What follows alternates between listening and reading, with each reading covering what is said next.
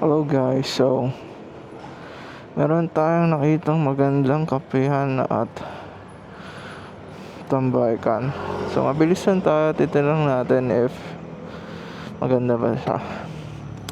And if yung coffee nila is sulit. So may Kamyas Road siya. Sip and sit. So yeah.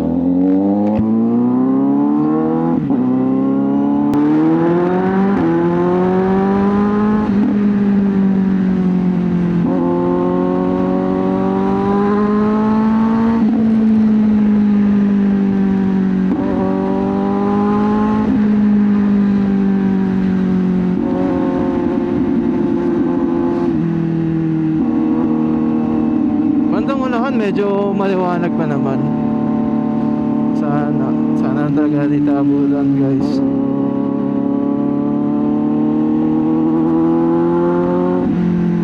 Wee! Wee!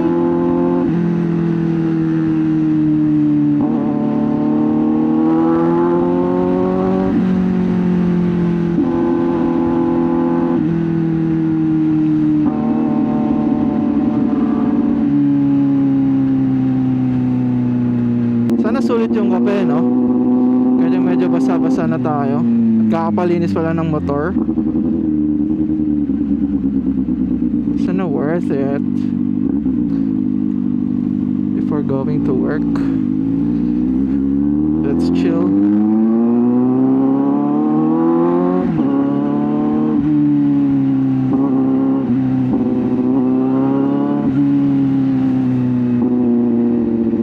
Sandaan natin ito kung ano, magkakamyas. Damn.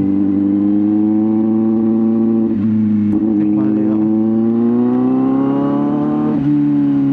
Dapat kasi magkakalayaan of tayo. However, I was distracted. Ngayon, nasa maginhawa na tayo.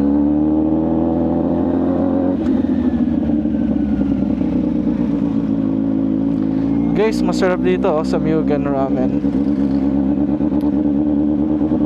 Especially the crab.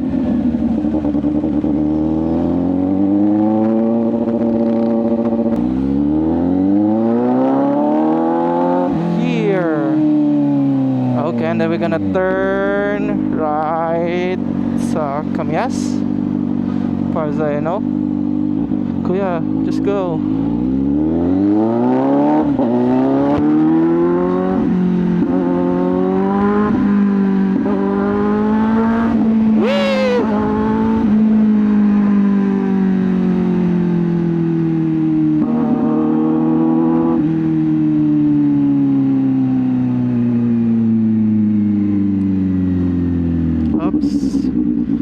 Somebody's crossing. It's good. We're fully aware.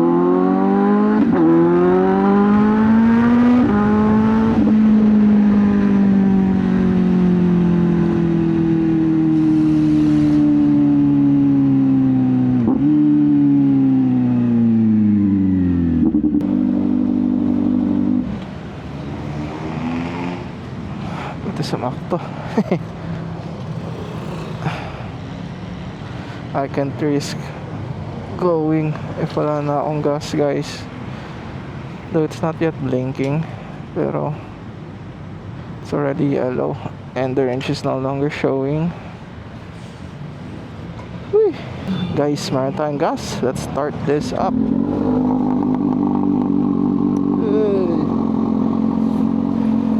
Galit sila. Ang ingay mo. Let's go, Innova. I'm gonna go straight guys. Don't turn right. Thank you.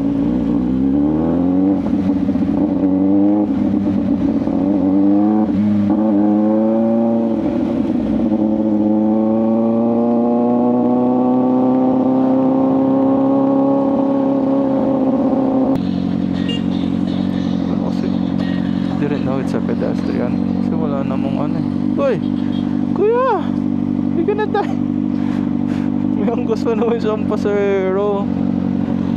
Okay, let's go.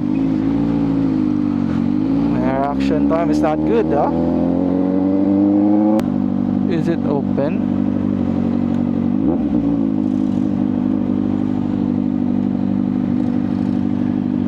Ah.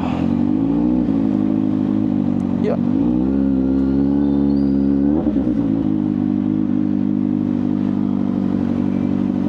Okay guys, so yeah, let's try this. Sit and sip and what? Sip and sit. Okay din naman. Laking parking dito guys. Pwede kayong tumambike nga. And then may mga upuan sila sa loob. Then ayun yung cafe. Then here, you can park here.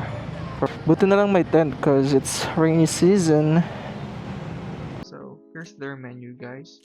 Trinay ko yung ham and cheese sandwich and okay naman siya. Nothing too special pero decent snack na rin siya.